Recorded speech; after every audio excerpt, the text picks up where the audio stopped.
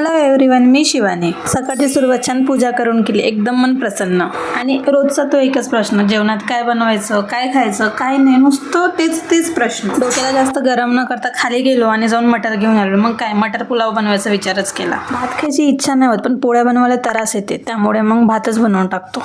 आणि हे 4-5 दिवसाआधी पार्सल आले होते, पण मला बरं नव्हतं म्हणून मी ते ओपनच नव्हते केले. आणि मग आज त्याचा मुहूर्त लागला, त्याला मी ओपन केलं. तसे ना माझे हेअर कर्ली पण नाही आहेत आणि स्ट्रेट पण नाही आहेत, ते वेव्ही आहेत. माझ्या केसांना ऑलरेडी बाउन्स आहे, म्हणजे असे फुलके फुलके दिसते, पण मला हे ट्राय करायचं होतं की कसं दिसतं बा.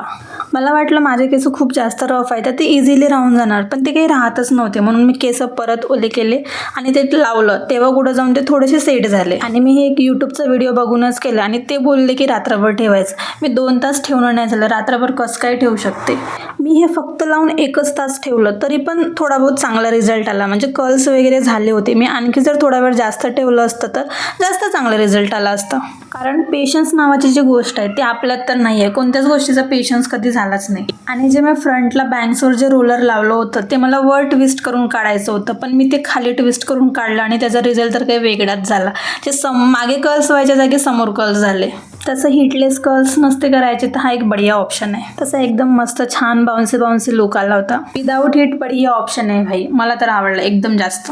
नंतर गरम होत होतं म्हणून मी पोनी टाकून घेतली. आणि सायंकाळच्या जेवणमध्ये मस्त पनीर भुर्जी आणि पोळी. आणि पनीर भुर्जी बनवताना त्यात मी टाकलं थोडं पाणी, त्याच्याने पूर्ण पचका झाला. उद्या झाला ते झालं. असा होता तर आजचा दिवस. तोपर्यंत तुम्ही सबस्क्राईब करून घ्या. चला भेटूया नेक्स्ट व्लॉगमध्ये. Bye bye.